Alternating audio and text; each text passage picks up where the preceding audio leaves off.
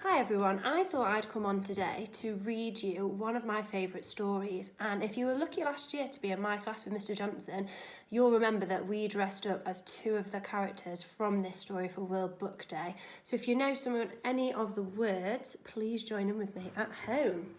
So I'm going to read A Squash and a Squeeze. And here are some of my characters and the animals that we might see in our book in a second.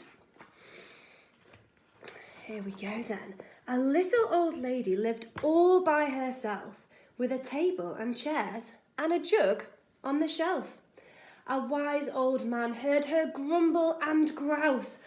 "Ugh, there's not enough room in my house, wise old man. Won't you help me, please? My house is a squash and a squeeze." "Take in your hen," said the wise old man. "Take in my hen? What a curious plan." Well, the hen laid an egg on the fireside rug and flapped round the room, knocking over the jug. The little old lady cried, "Oh, what shall I do? It was pokey for one and it's tiny for two.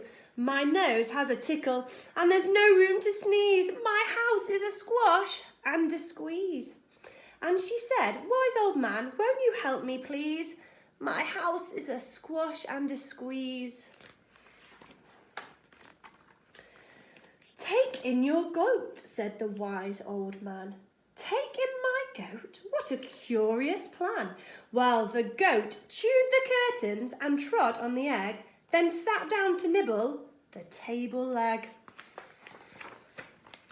The little old lady cried, "Oh, glory be, it was tiny for two and it's titchy for three." The hen pecks the goat and the goat's got fleas.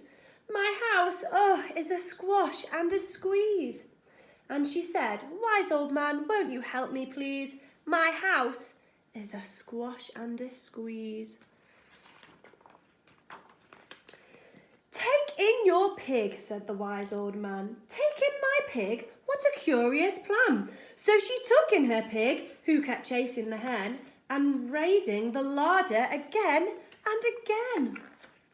The little old lady cried, "Stop, I implore. It was titchy for three and it's teeny for four. Even the pig in the larder agrees.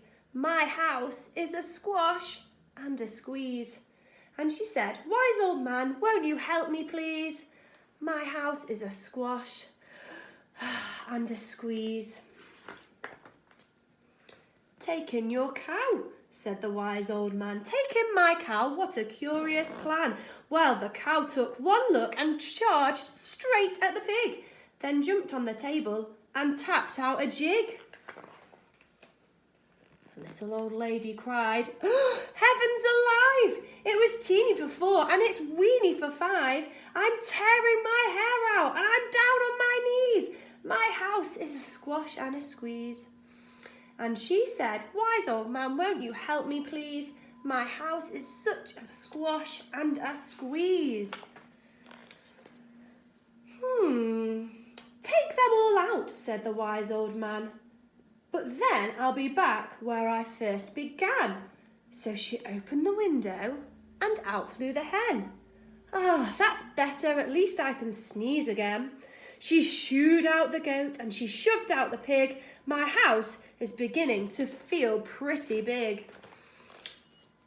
She huffed and she puffed and she pushed out the cow. "Just look at my house. It's enormous now." "Oh, thank you, old man, for the work you have done.